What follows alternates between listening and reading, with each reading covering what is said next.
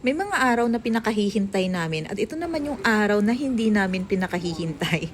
Ito yung araw na ayaw na sana naming mangyari, kaya lang kailangan talaga naming bumalik, umuwi sa Pilipinas. Alas 8 pa nga pala ng gabi ang flight namin ni Yuna, kaya lang kailangan namin pumunta dito sa airport ng mas maaga kasi kailangan pa namin kumain. Pagdating namin sa airport, diretso na nga kami sa check-in counter. Kaya lang dahil napaaga nga kami, ay sarado pa pala. 5 PM pa pala sila mag-o-open, kaya naman naghintay pa kami ng mga ilang minuto. Isang luggage lang naman yung kailangan naming i-check-in dahil may dala kaming mga bagay na hindi pwedeng i-hand carry. Hindi na nga rin kami namili ng mga pasalubong dahil nagiging problema rin talaga namin yung luggage tuwing pauwi kami. Bago nga pala mag alas 5 ng hapon ay nag-open naman na yung check-in counter, kaya naman na-drop na namin yung aming luggage at saka nakuha na rin namin yung aming ticket. Nasa Terminal 2 nga pala yung Philippine Airline at kailangan namin pumunta ng Terminal 1 dahil nandun yung paboritong kainan ni Yuna. Paborito ni Yuna at saka ng pinsan niya, yung Royal Host Japanese Restaurant. Kailangan namin sumakay ng train para makatransfer kami sa Terminal 1 and then pupunta kami sa Jewel. Andun kasi ang shopping center at saka ang mga restaurant.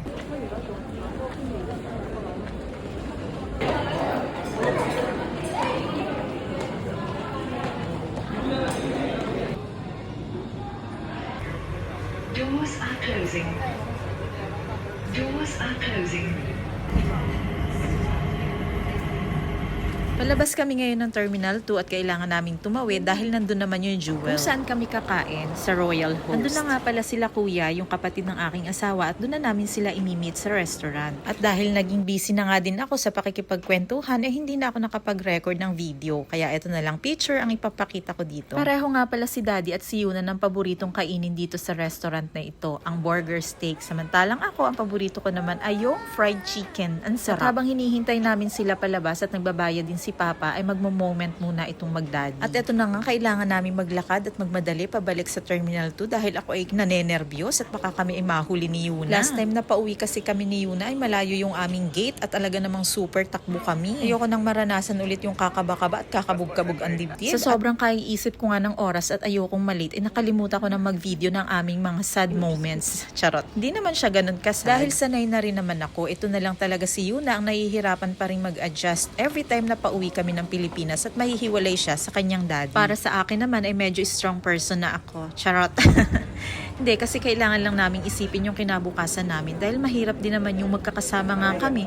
Hirap naman sa buhay, di ba? At saka iniisip ko na lang na every time naman na gusto namin pumunta dito sa Singapore ay nakakapunta kami. Hindi naman kami umaabot na 1 year na hindi nagkikita. Iniisip ko na lang na maswerte pa din ako kumpara sa iba. Dahil yung mga asawa nila may kontrata, hindi nila pwedeng makita sa loob ng 6 months o di kaya naman sa loob ng 3 months. Kailangan talaga magkikita or uuwi lang yung mga asawa nila after ng contract. Like 1 year, 2 years, or 3 years at more than that pa. Yun na lang ang palaging iniisip ko at nagiging inspirasyon ko para magpatuloy sa araw-araw. Napakalaking bagay din nga pala sa akin ang crochet para naman ma-survive ko ang pangungulila ko sa aking asawa.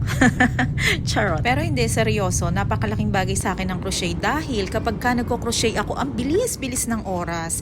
Kaya naman yung araw ay napakabilis ding matapos. Si Yun na lang talaga yung madalas na nagko-complain na ang bagal-bagal daw ng oras, ang bagal-bagal daw ng araw. Kaya sinasabi ko sa kanya, enjoy mo lang yung araw-araw na nasa school ka, makinig ka mabuti sa teacher mo, at hindi mo namamalayan na babalik ulit na naman tayo sa Singapore.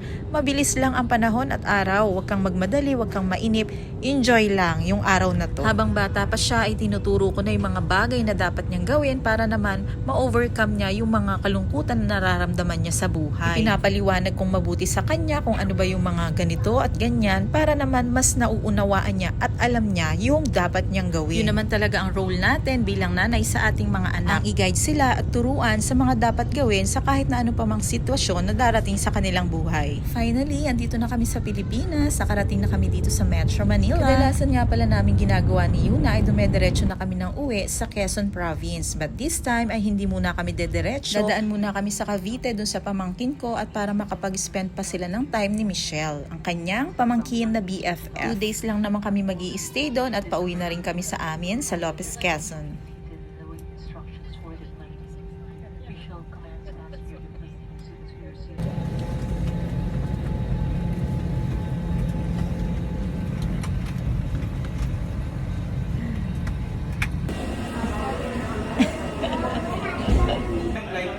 I want to.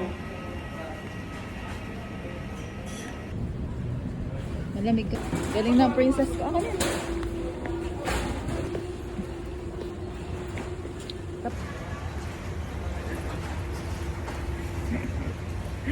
Reading.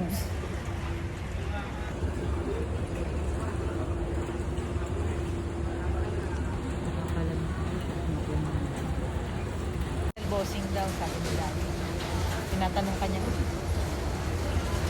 Dalawa nga pala yung luggage namin. Yung isa is for check-in at yung isa naman ay for hand carry. Pero, ina-check-in na rin sa amin yung isang luggage. Kaya naman, dalawa itong luggage na hihintayin namin. Pagbaba namin ng airplane, ay dumiretso kagad kami dito sa Belt 1 para kunin yung mga luggage namin. Yung isang luggage, yung pink one, ay maagang bumaba o dumating. Samantalang yung kulay itim naman ay napakatagal pa bago dumating. Kaya naman, naghintay pa kami ng medyo matagal.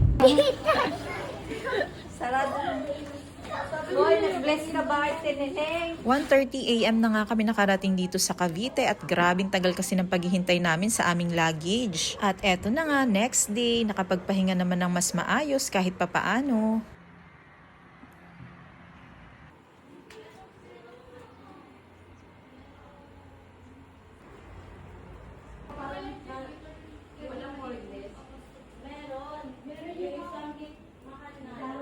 Ganda dito.